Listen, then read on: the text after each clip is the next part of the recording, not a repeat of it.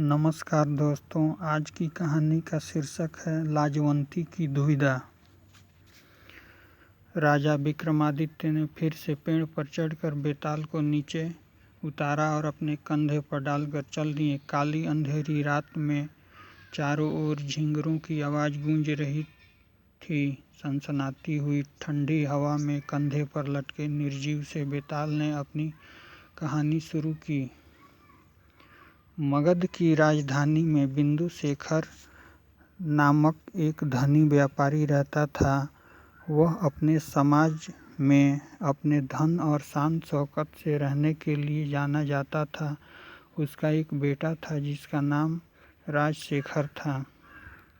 राजशेखर का बचपन का मित्र अविरूप था। दोनों साथ साथ खेलते खाते हुए बड़े हुए थे। दोनों में गहरी मित्रता थी। यदि कोई अनजान उन्हें देखता तो भाई ही समझता था। जवान होकर दोनों साथ साथ घूमने जाया करते थे।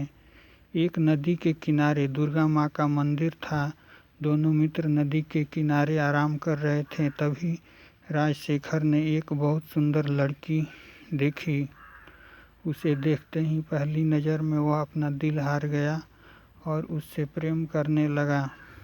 अविरूप उस लड़की को काफ़ी पहले से ही जानता था और वह भी उससे प्रेम करता था। उसने अपने मित्र को बताया कि उस लड़की का नाम लाजवंती है और वह धोबी जाति की है। वे लोग प्रतिदिन लाजवंती से मिलने लगे। अविरूप ने राजशेखर से कहा कि उसे माता पिता को अपने मन की बात बता देनी चाहिए। राजशेखर उदास होकर झुकी हुई आंखों से बोला, मैं जानता हूँ वे लोग इस रिश्ते के लिए कभी राजी नहीं होंगे।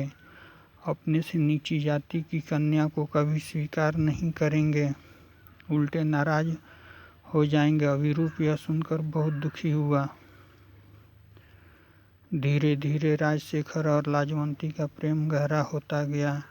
जब राजशेखर के लिए असहनीय हो गया तो वह दुर्गा माता के चरणों में गिरकर बोला, माँ, मैं लाजवंती के बिना नहीं रह सकता।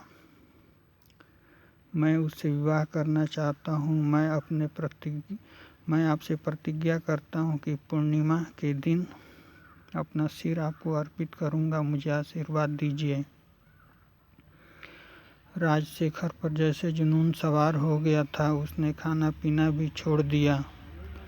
धीरे धीरे उसकी हड्डियां निकल आई और वह सूख कर कांटा हो गया। माता पिता को उसे देखकर चिंता होने लगी।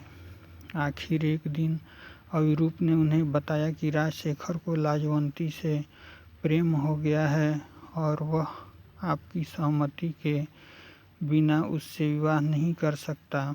पुत्र वियोग के डर से बिंदुशेखर और उसकी पत्नी ने राजशेखर और लाजवंती के विवाह की अनुमति दे दी। धूमधाम से दोनों का विवाह हो गया और दोनों प्रसन्नतापूर्वक रहने लगे। एक दिन राजशेखर, अविरूप और लाजवंती उसी नदी के किनारे घूम रहे थे जहाँ लाजवंती को पहली बार उसने देखा था। राजशेखर को दुर्गा माँ से की हुई अपनी प्रतिज्ञा याद आ गई। वह पूर्णिमा की प्रतीक्षा करने लगा। वह पूर्णिमा के दिन मंदिर गया, हाथ जोड़कर देवी माँ से प्रार्थना की, उसका आशीर्वाद लिया और फिर तलवार निकालकर अपना सिर काट लिया।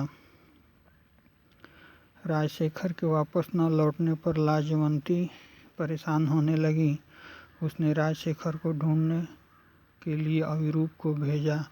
मंदिर में राजशेखर का यह हाल देखकर अविरूप बहुत दुखी हुआ। उसने दुर्गा माँ से प्रार्थना की, यदि मैं जाकर यह बताऊंगा तो लोग यही कहेंगे कि मैंने उसकी सुंदर पत्नी को प्राप्त करने की इच्छा से राजशेखर को मार डाला है।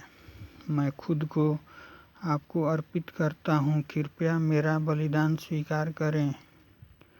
यह कहकर उसने तलवार निकालकर अपना सिर देवी को अर्पित कर दिया।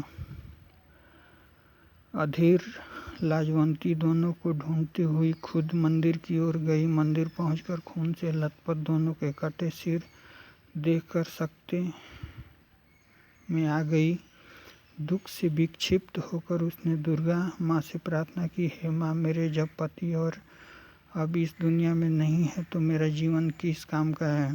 ऐसा कहकर वो जैसे ही तलवार से अपना अंत करने लगी, वैसे ही एक तेज पुंज के साथ माँ खुद प्रकट होकर बोली, पुत्री, मैं इन दोनों विनम्र लोगों के बलिदान से बहुत प्रसन्न हूँ। तुम अपना अंत मत करो। तुम जैसे ही इनके शरीर पर इनके सिर लगाओगी, मैं इन्हें जीवन दान दे दूंगी। इतना कहकर दुर्गा माँ अंतर्ध्यान हो गई। आनंद से भरी लाजवंती ने दोनों सिरों को धड़ से मिला दिया, पर भावना के अतिरेक में उसने राजशेखर के सिर को अविरूप के शरीर पर और अविरूप के सिर को राजशेखर के शरीर पर लगा दिया।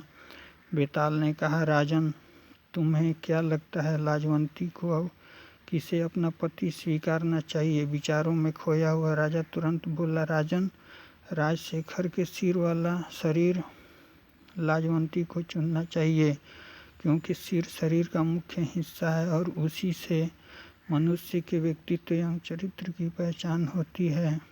राजा चतुराई से सही उत्तर देगा यह बेताल को पता था। उसने कहा, आप फिर से सही हैं, और हंसता हुआ बेताल पेड़ की ओर उड़ गया। आज की कहानी समाप्त हुई दोस्तों।